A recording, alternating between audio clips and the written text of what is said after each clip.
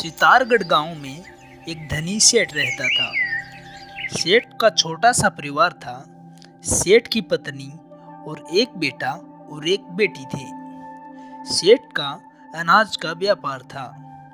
सेठ पूरा दिन अपने गोदाम में अनाज का व्यापार संभाला करता था। सेठ को अपने बेटे की चिंता सताती रहती थी, क्योंकि सेठ का बेटा बहुत ही आलसी किस्म का था। सेठ ने एक दिन अपने बेटे को आलस से दूर करके मेहनती बनाने का विचार आया। सेठ ने अपने बेटे को कहा, सुनो रोहन, तुम दिन प्रतिदिन आलसी बनते जा रहे हो। ना ही कोई काम करते हो, ना ही तुम मेरा गोदाम में हाथ बंटवाते हो। तुम्हें कल से काम करना पड़ेगा। मुझे नहीं पता, कल मुझे तुम 500 रुपये कमा कर ला कर दोगे। ऐसा कहकर सेठ वहां से चला जाता है। रोहन सोचने लगता है, अरे यार, कल पिताजी को 500 रुपये कहाँ से ला कर दूंगा। दूसरी सुबह रोहन उठता है और अपनी माँ के पास से 500 रुपये ले लेता है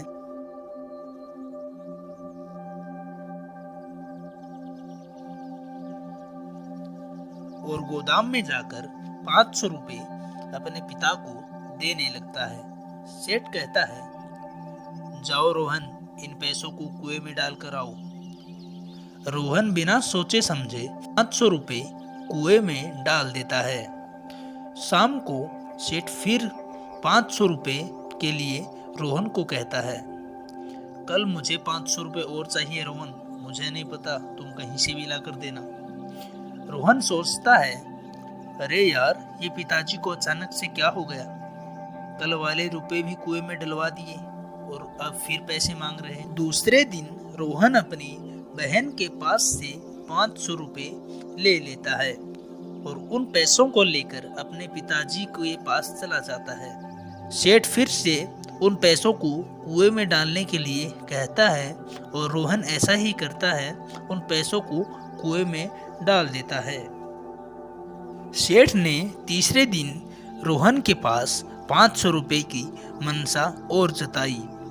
अब तीसरे दिन रोहन के पास काम करने के अलावा और कोई मार्ग शेष नहीं बचा था। वह गांव में काम के लिए निकल गया और उस दिन रोहन ने एक किसान की गाड़ी में धान के कट्टे रखवाए, जो कि बड़ी मेहनत का काम था, और उसके बदले किसान ने उसे 500 रुपये दिए। वह उन पैसों को लेकर अपने पिता के पास गया और पैसे देने लगा, तो सेठ ने कहा, जाओ बेटे, इन 500 रुपये को कुएं में डाल कर आओ। आपको पता है पिताजी, इन पैसों के लिए मैं गांव में पूरा दिन घूमा हूँ। फिर एक किसान के यहाँ काम करके मैंने ये पैसे बड़ी मेहनत से कमाए हैं, और आप कहते हैं मैं इन पैसों को कुएं में डाल दूं। ऐसा सुनने के बाद सेठ कहता है, यही तो बात मैं तुम्हें समझाने की कोशिश कर रहा था बेटे, कि जीवन में आलसी बनने से काम नहीं चलेगा, मेहनत से ही सब कुछ मिलता है।